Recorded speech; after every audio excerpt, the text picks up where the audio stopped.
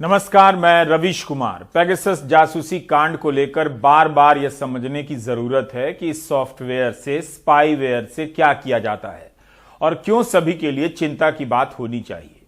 पहली बात तो यह है कि इसके जरिए आपके फोन में या लैपटॉप में ऐसे दस्तावेज चोरी से रख दिए जा सकते हैं जिनके आधार पर सरकार आपको आतंक से लेकर तमाम तरह के गंभीर मामलों में फंसा सकती है।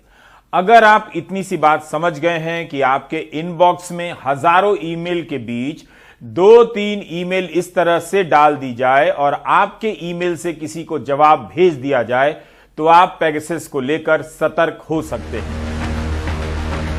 नहीं समझ आए तो इन खबरों को दोबारा से सर्च कर जरूर पढ़िए। अमेरिका के ही आर्सेनल लैब ने फोरेंसिक जांच के बाद बताया कि भीमा कोरेगांव केस के आरोपी रोना Wilson, Surendra girdling, Anand Teltumbde, stand स्वामी के कंप्यूटर को हैक किया गया, उसमें फर्जी दस्तावेज डाले गए और फिर इन सभी को भारत के खिलाफ साजिश करने के आरोप में गिरफ्तार कर लिया गया। स्टैन स्वामी की तो जेल में ही मौत हो गई।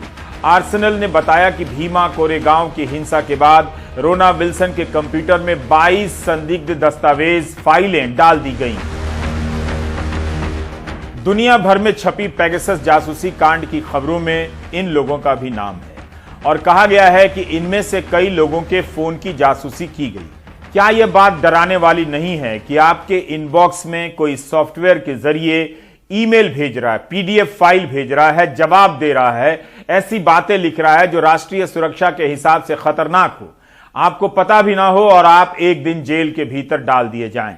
ऐसे सॉफ्टवेयर से यह बिल्कुल संभव है क्योंकि पेगासस जासूसी स्पाईवेयर के जरिए आपके फोन से सब कुछ देखा जा सकता है। आपने फोन स्विच ऑफ कर दिया है तब भी इसका कैमरा ऑन किया जा सकता है और आपको देखा जा सकता है, सुना जा सकता है। यह काम पत्रकारों, विपक्ष के नेताओं और अन्य लोगों के फोन में सॉफ्टवेयर पहुंचाकर किया गया है। अगर यह साबित होता है कि अपने नागरिकों की जासूसी सरकार ने कराई तो यह शर्मनाक भी है। सिर्फ जानकारी ही नहीं, सरकार ने किसी को नहाते, सोते, खाते भी देखा होगा। अगर महंगाई के जिन सपोर्टरों को लगता है कि यह ठीक है, इसका बचाव किया जाना चाहिए, तो उन्हें बिना दरवाजे और पर्दे वाले घरों में रहना चाहिए। मुझे भरोसा है कि महंगाई के सपोर्टर उछल पड़ेंगे और कहेंगे कि हां, बिल्कुल ठीक है, राष्ट्रहित में कपड़े पहनने की कोई जरूरत नहीं है। वैसे भी वो कहानी पुरानी हो गई जिसमें केवल राजा ही नंगा हुआ करता था। महंगाई के सपोर्टर तो वैसे भी कपड़े पहनते हैं। हमारा मकसद यह बताना है कि पेगासस जासूसी कांड पुराने जमाने में होने वाली फोन टैपिंग की तरह नहीं है। वो भी गलत था, लेकिन इस सॉफ्टवेयर के जरिए न सिर्फ किसी को नहाते, खाते, सोते देखा जा सकता है, बल्कि उसके कंप्यूटर या फोन में खतरनाक दस्तावेज डालकर उसे आतंकी साबित किया जा सकता है। अगर इतना बेसिक क्लियर हो गया है तो आगे बढ़ता हूं। और इसके जरिए किसी भी फोन पर हमला किया जा सकता है। ध्यान रखिएगा, केवल आईफोन ही नहीं, किसी भी प्रकार के एंड्रॉयड फोन पर भी हमला किया जा सकता है। आईफोन बनाने वाली कंपनी एप्पल ने पेगासस सॉफ्टवेयर बनाने वाली इजराइल की कंपनी एनएसओ पर मुकदमा दायर किया है। एप्पल ने एनएसओ के इस सॉफ्टवेयर को खरीदने वाली सरकारों पर मुकदमा नहीं किया है, कंपनी पर किया है। एनएसओ पर मुकदमा करने वाली एप्पल पहली कंपनी नहीं है। 2019 में व्हाट्सएप ने भी इस कंपनी पर मुकदमा किया था जब इसके कई उपभोक्ताओं के फोन की जासूसी की खबर मिली थी। तब व्हाट्सएप ने अपनी तरफ से भारत के भी कुछ उपभोक्ताओं को बताया था, यूजर को बताया था कि आपका फोन हैक हुआ है। इसे लेकर भारत में खूब हंगामा भी हुआ था। उस वक्त इंडियन एक्सप्रेस में लंबी खबरें छपी थी। और इस साल जुलाई में जब द वायर ने पेगासस जासूसी कांड की खबर छापी, तब भी व्हाट्सएप के प्रकरण को याद किया गया था। तब गूगल, माइक्रोसॉफ्ट और सिस्को ने व्हाट्सएप को सपोर्ट किया था, मगर एप्पल कंपनी चुप रह गई थी। पेगासस कांड के बाद भी एप्पल इस विवाद से दूरी बना रही थी, लेकिन उसके ग्राहकों का भरोसा हिल गया कि यह फोन भी सुरक्षित नहीं है। शायद यह वजह रही हो कि एप्पल ने अपना रुख अब जाकर बदला है और इजराइल की इस कंपनी पर मुकदमा किया है। एनएसओ के प्रवक्ता ने कहा है कि एनएसओ की टेक्नोलॉजी के जरिए दुनिया भर में हजारों लोगों की जानें भी बचाई गई हैं, पीडोफाइल और आतंकियों को पकड़ा गया है। आईफोन बनाने वाली कंपनी एप्पल ने कहा है कि वह संदेश देना चाहती है कि एक मुक्त समाज में, फ्री सोसाइटी में राज्य द्वारा, स्टेट द्वारा प्रायोजित ऐसे हथियारों के इस्तेमाल की अनुमति नहीं दी जा सकती। बताने की बिल्कुल जरूरत नहीं है कि पेगासस एक प्रकार से हथियार है और इसका इस्तेमाल देश के द्वारा ही किया जाता है। गार्डियन अखबार ने लिखा है कि आईफोन के आई मैसेज के जरिए इस सॉफ्टवेयर को फोन में घुसा दिया जाता है। पत्रकारों, मानवाधिकार कार्यकर्ताओं और नागरिक अधिकारों के लिए लड़ने वालों के फोन की जासूसी की गई इसके जरिए। टोरंटो स्थित सिटीजन लैब ने भी कहा है कि एनएसओ जैसी कंपनियां दुनिया भर में मानवाधिकार के उल्लंघन को बढ़ावा देती हैं और बदले में धन कमाती हैं। ये दावा तो करती हैं कि केवल सरकारों को बेचती हैं और इसका इस्तेमाल कानूनी रूप से होता है, लेकिन असलियत में तानाशाहों को अपनी सेवा मुहैया कराती हैं। आईफोन एक सुरक्षित फोन माना जाता है। पेगासस जासूसी कांड के बाद यह भ्रम टूट गया। इसके बाद आईफोन ने जासूसी रोकने का एक सॉफ्टवेयर भी जारी किया, लेकिन लगता है ग्राहकों में अब पहले जैसा विश्वास नहीं रहा। शायद इसीलिए कंपनी उस भरोसे को हासिल करने के लिए केवल मुकदमा ही नहीं बल्कि सॉफ्टवेयर के जरिए होने वाले सर्विलांस को पकड़ने के लिए जो लैब हैं और इसके खिलाफ अभियान चलाने वाले जो संगठन हैं, उन्हें यह कंपनी $10 मिलियन की आर्थिक सहायता भी देने जा रही है। हाल ही में अमेरिका ने इजराइल की एनओसी कंपनी पर प्रतिबंध लगा दिया। इस कारण इस कंपनी की रेटिंग भी काफी गिर गई। अब खबरें छप रही हैं कि प्रतिबंध लगाने से कंपनी दिवालिया हो सकती है, उसका कर्जा बढ़ सकता है। भारत सरकार ने ऐसा कुछ भी नहीं किया और ना ऐसा कुछ कहा। अमेरिका के वाणिज्य विभाग ने अपने बयान में कहा है कि इस तरह के टूल्स विदेशी सरकारों को अलग अलग देशों में दमन के लिए सक्षम बनाते हैं। तानाशाही सरकारें ऐसे टूल्स का इस्तेमाल खूब करती हैं। इसके जरिए अपने देश की सीमा के बाहर जाकर भी असहमति रखने वालों, पत्रकारों और कार्यकर्ताओं को चुप कराना आसान हो जाता है। इसका मतलब है कि पेगासस के खतरे को लेकर दुनिया की सरकारें अपनी तरफ से सतर्क हो रही हैं। केवल भारत सरकार का रुख साफ साफ नजर नहीं आता। क्यों? इजराइल में भी इस मामले की जांच हो रही है, जिसके नतीजे का इंतजार है। इस जुलाई में जब द वायर ने पेगासस कांड को लेकर खबर छापी तो कहा गया मॉनसून सत्र को नुकसान पहुंचाने के लिए किया गया है। ऐसी कहानी कृषि कानूनों को वापस लेने के बाद भी बनाई जा रही है इसी पैटर्न पर कि पंजाब में अशांति बढ़ रही थी, उसे रोकने के लिए कानून वापस लिया गया है। कहानी बना देने से कहानी नहीं बन जाती। आखिर भारत सरकार ने इस कांड के पर्दाफाश के बाद सक्रियता क्यों नहीं दिखाई? यह सवाल अभी तक अनुत्तरित है कि इसका सॉफ्टवेयर किसके कहने पर भारत में खरीदा गया और क्या सरकार ने खरीदा। राष्ट्रीय सुरक्षा के नाम पर अगर खरीदा भी गया तो पत्रकारों और विपक्ष के नेताओं के फोन की जासूसी किसने कराई और क्या पता लगाने के लिए कराई? सुप्रीम कोर्ट ने जस्टिस रविंद्रन की अध्यक्षता में कमेटी बनाई है। कोर्ट ने माना है कि अपने नागरिकों की जासूसी करना बेहद गंभीर बात है, लेकिन सरकार को ऐसा कुछ नहीं लगा। न सरकार ने इसे लेकर सतर्कता दिखाई। चीफ जस्टिस एनवी रमना ने फैसला सुनाते हुए लिखा कि भारत सरकार ने पेगासस को लेकर जो आरोप लगे हैं उनसे विशिष्ट रूप से, स्पेसिफिक रूप से इनकार नहीं किया। मतलब साफ साफ नहीं कहा कि आरोप सही हैं या गलत हैं। आखिर भारत सरकार ने इस पर साफ साफ क्यों नहीं कहा? संसद के दोनों सदनों में सरकार के जवाबों को आप हमेशा ध्यान में रखिए। यह समझना मुश्किल हो जाता है कि सरकार को दिक्कत किससे है। क्या इसलिए कि द वायर ने इसका पर्दाफाश किया, या दिक्कत है कि इस बार उन लोगों के नाम भी सामने आ गए जिनकी जासूसी हो रही थी?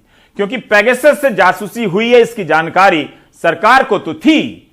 अब हम आपको नवंबर 2019 से लेकर अगस्त 2021 के बीच राज्यसभा और लोकसभा में सरकार के 5 जवाबों के बारे में बताना चाहते हैं। इन जवाबों में आप एक ही मंत्रालय के अलग अलग जवाब और दूसरे मंत्रालय के अलग जवाब देख सकते हैं। पहला जवाब है 21 नवंबर 2019 का, जिसे इलेक्ट्रॉनिक राज्य मंत्री संजय धोत्रे ने राज्यसभा में लिखित रूप में दिया था। सवाल पूछा गया था रवि प्रकाश वर्मा सांसद की तरफ से कि हाल में खबर आई थी कि व्हाट्सएप के जरिए भारतीयों की निजता का हनन हुआ है, क्या यह सही है? तो डिटेल दें। क्या व्हाट्सएप ग्रुप ने मई और सितंबर 2019 में इसे लेकर सरकार को अलर्ट किया था? अगर किया था तो जानकारी दीजिए। तब राज्य मंत्री अपने जवाब में कहते हैं कि सरकार को व्हाट्सएप द्वारा स्पाईवेयर नामक पेगासस के जरिए कुछ व्हाट्सएप मोबाइल प्रयोक्ताओं के उपकरणों को प्रभावित करने वाली सुभेद्यताओं के बारे में सूचित किया गया है।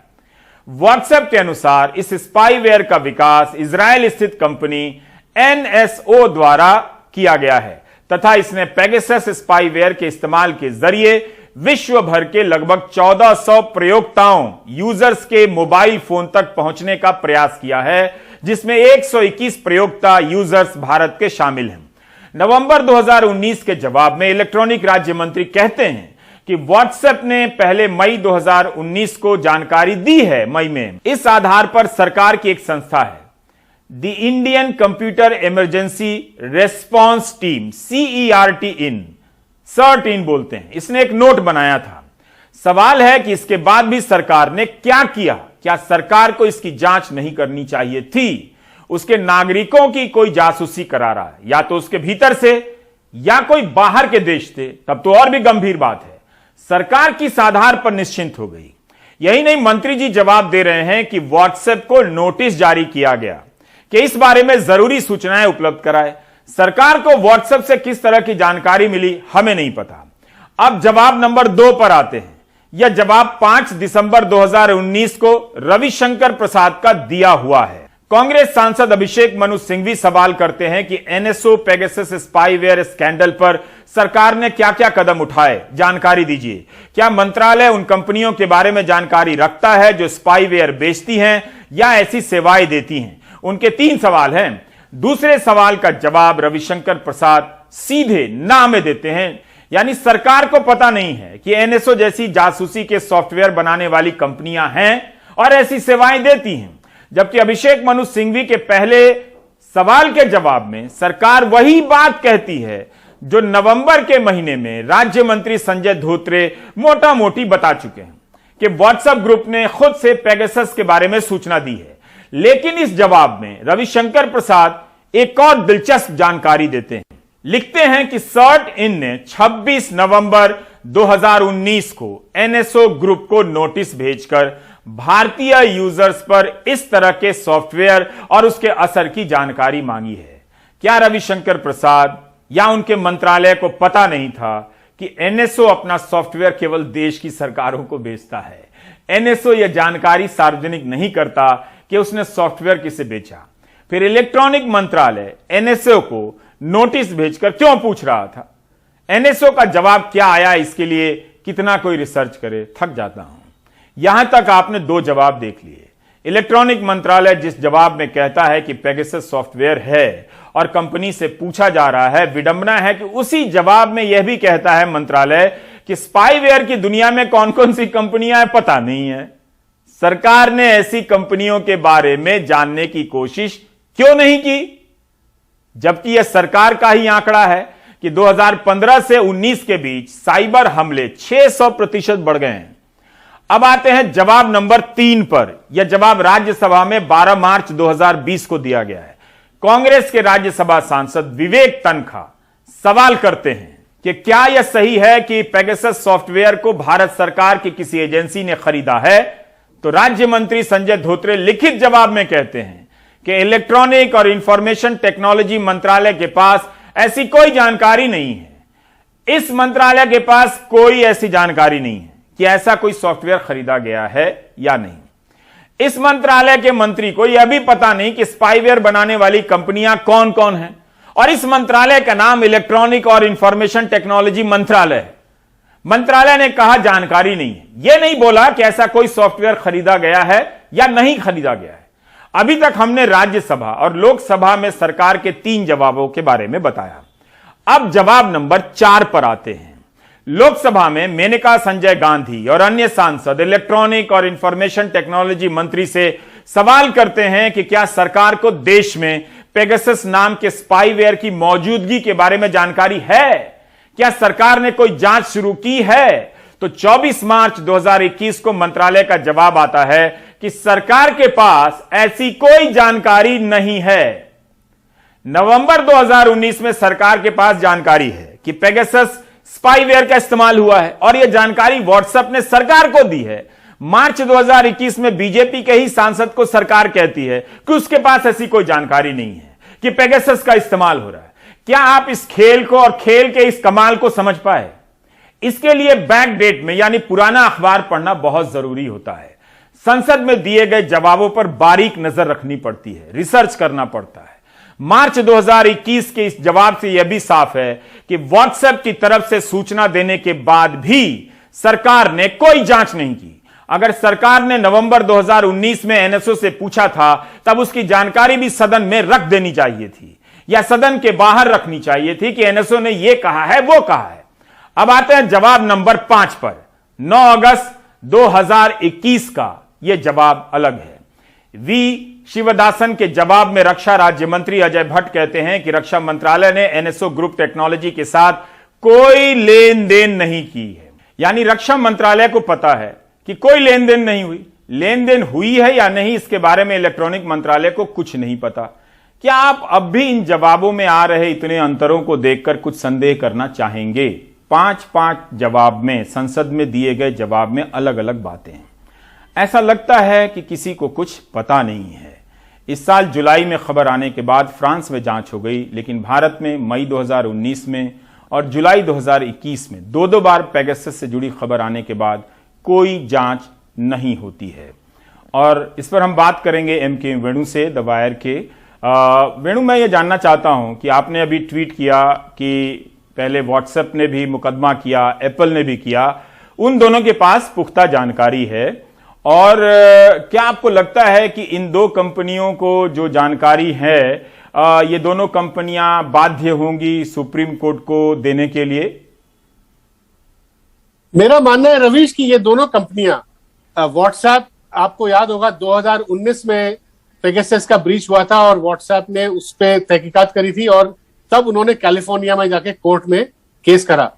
और उस वक्त आपको याद होगा सरकार ने एडमिट किया, पार्लियामेंट में भी कहा हाँ ये हुआ है, मगर सरकार ने जिम्मेदारी व्हाट्सएप पे छोड़ दी कि आप पता करें और आप इसको किसी तरह इसको सुलझाएं। तो व्हाट्सएप ने सरकार को उस वक्त लिखा कि भाई हमने तो अपने सिक्योरिटी सिस्टम ठीक कर लिया है, मगर आप सवाल उठता है रवीश, हिंदुस्तानी सरकार ने क्या करा? भाई आप हिंदुस्तानी सिटीजन्स के फोन पे सर्वेलेंस हुआ, ब्रीच हुआ, तो यहां पे कोई केस नहीं करा ना। हिंदुस्तानी सरकार ने एनएसओ को चिट्ठी लिखी तब। वही चीज रवीश मैं कह रहा हूं कि अब फिर रिपीट हो रहा है। इस बारी फिर एप्पल आईफोन में के ब्रीच हुआ है और चाहे वो जजेस हो, चाहे वो पत्रकार हो, एक्टिविस्ट हो, इलेक्शन कमिश्नर हो, आईफोन उनके ब्रीच हुए। और इस बारी आईफोन ने भी ये दावा किया कि वो पुख्ता जानकारी लेके उसी कैलिफोर्निया कोर्ट में जाके देंगे। तो जब अगर वहां देंगे रवीश, तो जाहिर है वो पब्लिक इंफॉर्मेशन हो जाएगा। तो वो मेरा मानना है कि जो सुप्रीम कोर्ट कमेटी और मदान लोकुर कमीशन, दोनों को वो इंफॉर्मेशन यहां भी मिलेगा, पब्लिक इंफॉर्मेशन है।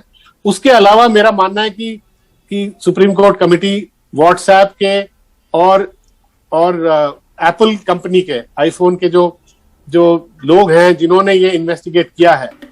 रवीश, ये आप सोचिए, एप्पल बहुत दुनिया की सबसे बड़ी आईफोन और आईपैड सिस्टम्स बनाने वाली कंपनी है और उनका मेन सबसे बड़ा उनका सेलिंग प्रोपोजिशन से कहते हैं, बेचने का सबसे बड़ा उनका एक यूनिक प्रोपोजिशन ये है कि उनकी प्राइवेसी सबसे पुख्ता है, सबसे जबरदस्त है। उसको इन्होंने ब्रीच किया, तो एप्पल इनको छोड़ेगा नहीं, एनएसओ को, मेरे हिसाब से।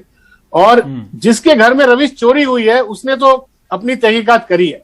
तो एप्पल के घर में चोरी हुई है ना, तो हम सब एप्पल यूज करते हैं, तो एप्पल ने पूरी, मेरे हिसाब से पूरी पुख्ता जानकारी, अपने जो सिस्टम्स के टेक्नोलॉजी वाली जानकारी लेके वो यूएस कोर्ट में जाएगी। उसके बगैर वो ये दावा नहीं करते कि हम कोर्ट जाके हम एनएसओ को इस पे वो करेंगे। और वही जानकारी मैंने ये आपने जो कहा व्हाट्सएप वाला, हमने राज्यसभा और लोकसभा में सरकार के 5 बयानों को दिखाया और उसमें एक जगह जिक्र मिलता है कि सरकार ने एनएसओ को लिखा है, लेकिन क्या जवाब आया है इसका जिक्र नहीं मिलता है।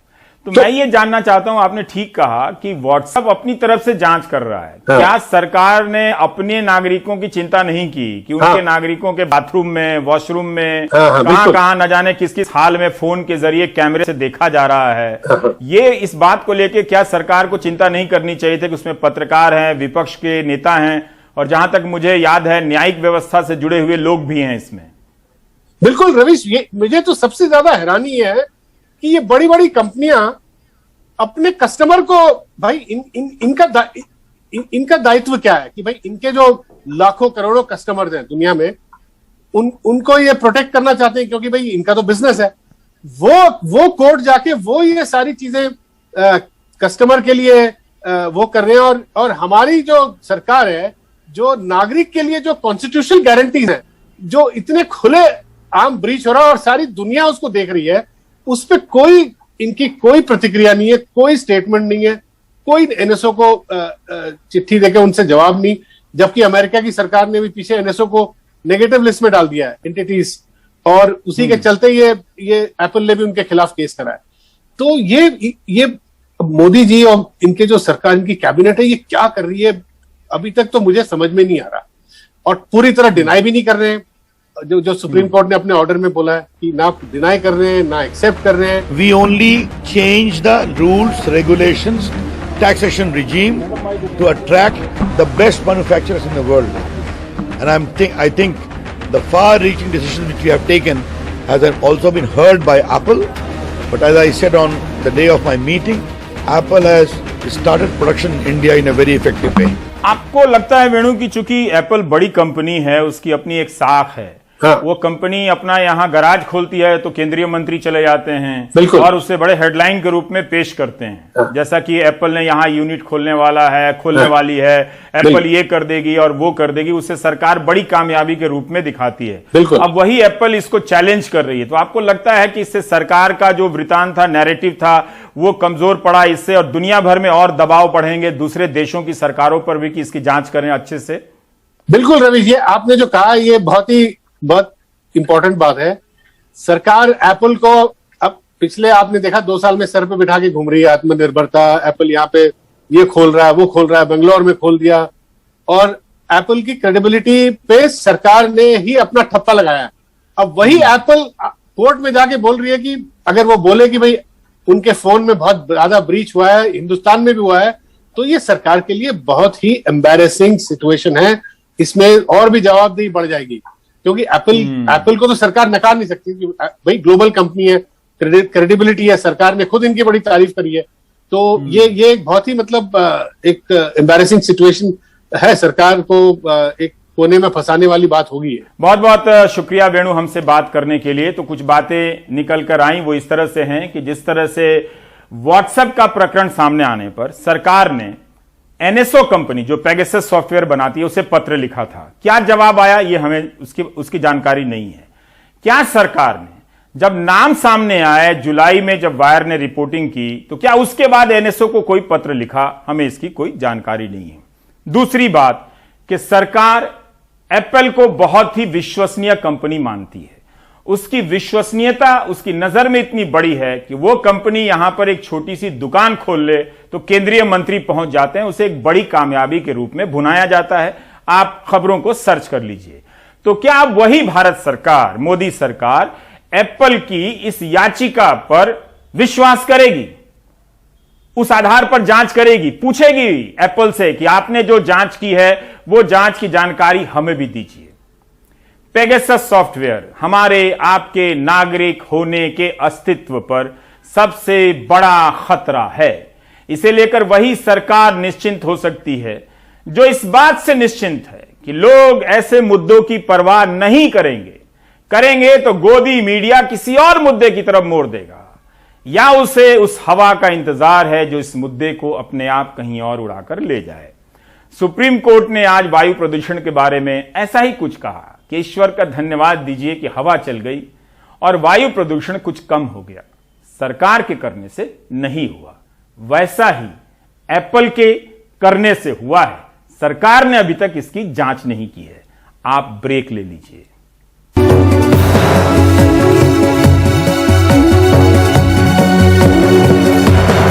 बेशक जलवायु परिवर्तन राजनीतिक मुद्दा नहीं है, लेकिन इसका मतलब यह नहीं कि जलवायु परिवर्तन वास्तविकता नहीं है। आंध्र प्रदेश के अनंतपुर इलाके में उत्तर पूर्वी मानसून का ऐसा कहर टूटा है कि आमतौर पर सूखा माने जाने वाला यह इलाका अभी तक यकीन नहीं कर पा रहा कि इतनी बारिश हुई है।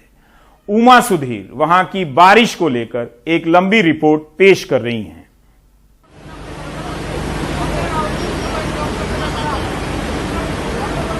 आसमान से जैसे आफत बरस रही है। तिरुपति के तिरुमला हिल्स में कुछ ही घंटों के अंदर 12 से 14 सेंटीमीटर बारिश।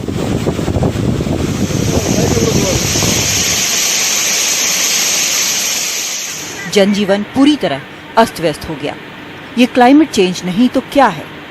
कपिलेश्वर स्वामी मंदिर की ये तस्वीरें बता रही हैं कि किस तरह पूरा इलाका कुछ ही देर में पानी की लहरों में डूब गया।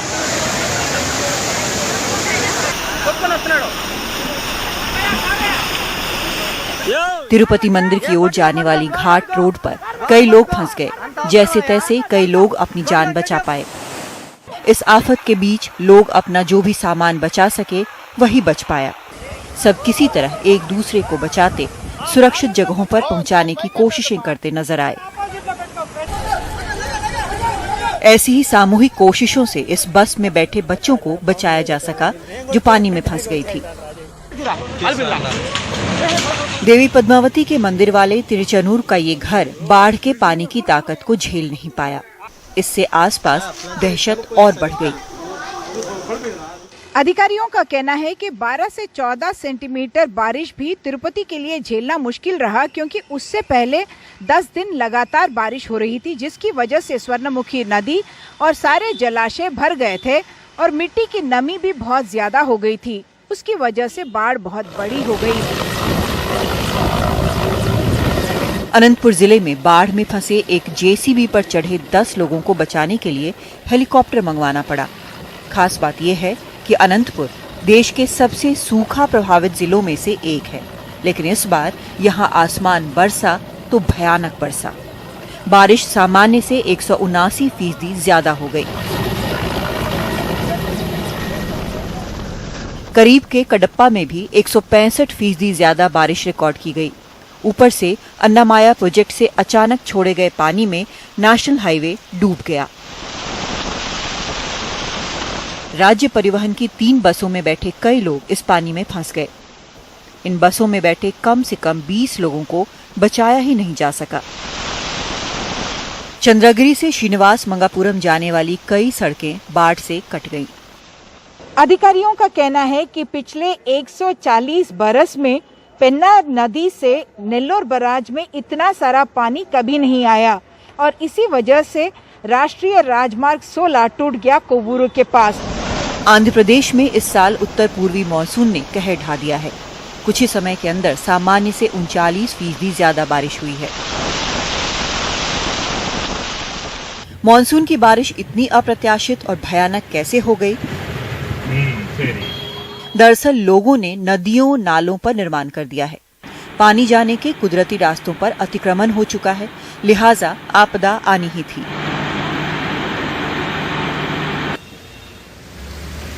यहाँ का ड्रेनेज सिस्टम काफी पुराना है और बढ़ती आबादी की जरूरत के हिसाब से काफी छोटा। कुदरत के साथ खुलकर खिलवाड़ हुआ है और ऊपर से भ्रष्टाचार ने रही सही कसर पूरी कर दी।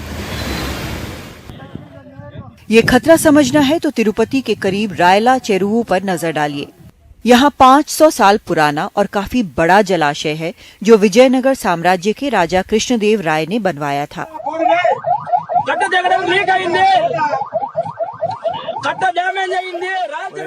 इस बांध से इस बार पानी का रिसाव शुरू हो गया, जिसकी वजह से रविवार को निचले इलाके के 18 गांवों को खाली कराना पड़ा, क्योंकि बांध के टूटने की आशंका बढ़ गई थी। हमें सावधान रहना होगा, क्योंकि इस जलाशय में पहले कभी इतना पानी नहीं आया। इसे इतने पानी के लिए नहीं बनाया गया था। खतरा अभी टला नहीं है। करीब 30,000 लोग अब भी अपने घरों गांवों से दूर रह रहे हैं। इन हेलीकॉप्टरों से उन तक पानी और खाना पहुंचाया जा रहा है। तिरुपति शहर में जहां पानी अब उतर चुका है, वहां लोग धीरे धीरे अपने घरों को लौटने लगे हैं। अब उन्हें एहसास हो रहा है कि ये बरसात उनका कितना कुछ अपने साथ ले गई। चिंता ये है कि नवंबर महीने के बाकी दिनों में अभी और बारिश का पूर्वानुमान है। उमा सुधीर की रिपोर्ट, एनडीटीवी इंडिया। आप देख रहे थे प्राइम टाइम। नमस्कार।